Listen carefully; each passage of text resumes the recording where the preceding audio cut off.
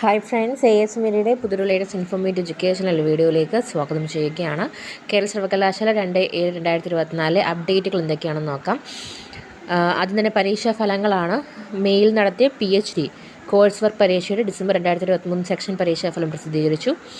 Distance education വിഭാഗം 2024 April May മാസങ്ങളിൽ നടത്തിയ 5-6 semester BCom, BSc computer science, BSc mathematics, BCA, BBA, BA history, economics, political science, Malayalam, Hindi എന്നീ കോഴ്സുകളുടെ പരീക്ഷകളും ഫലം പ്രസിദ്ധീകരിച്ചു.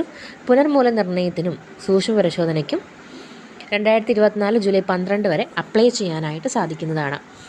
കേരള സർവകലാശാല 2024 ജനുവരിയിൽ നടത്തിയ 1ാം semester BA English and communicative English 133, bachelor of social work 315, regular 2023 admission, improvement supplementary 2022 admission, supplementary 19-21 admission, mains chance 17 admission പരീക്ഷാഫലം പ്രസിദ്ധീകരിച്ചു.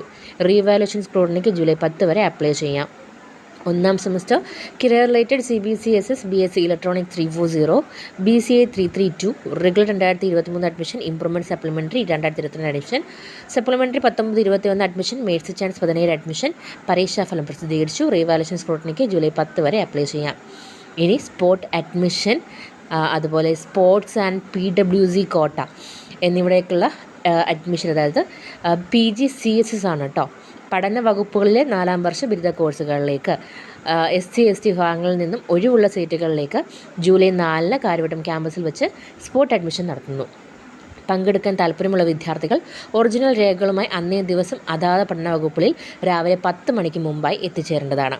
ഒഴിവുകൾ commerce ST1, Malayalam XC3, ST1 സംസ്കൃതം XC3, ST1 economics, ST1 political science, ST1 mathematics, ST1 psychology, ST1 chemistry, ST1 physics, ST1 geology, ST1 Hindi, SC3, ST1 BBA, ST1 computer science, ST1. ഇനി sports PWC കോട്ടയാണ്.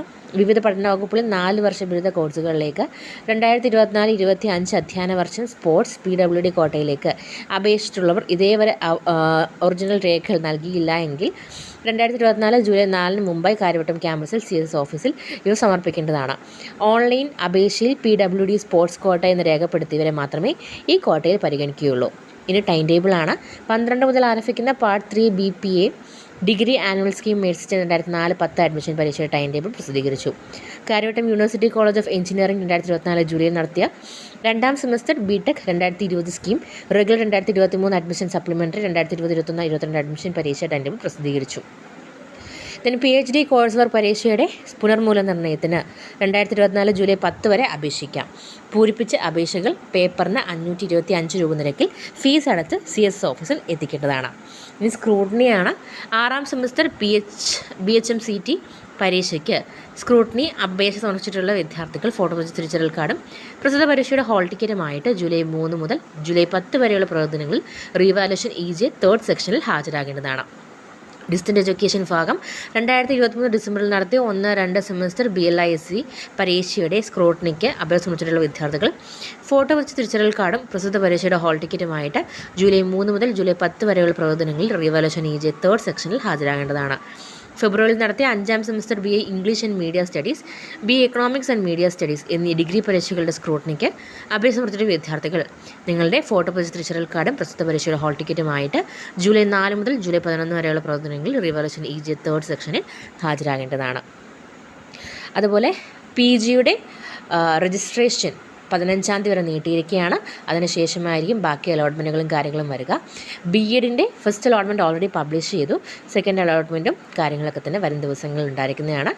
അതുപോലെ degree FYUGP അഡ്മിഷനുമായി relate ചെയ്തിട്ട് നിങ്ങളുടെ vacancy പൊസിഷൻസും കാര്യങ്ങളും upload ചെയ്തിട്ടുണ്ട്. അപ്പോൾ അത് check ചെയ്തിട്ട് നിങ്ങൾക്ക് അഡ്മിഷൻ്റെ കാര്യങ്ങൾ നോക്കാവുന്നതാണ്. അപ്പോൾ കൂടുതൽ ഇൻഫോർമേഷൻ അറിയുന്നതിന് നിങ്ങളെ എത്തിക്കുന്നതായിരിക്കും.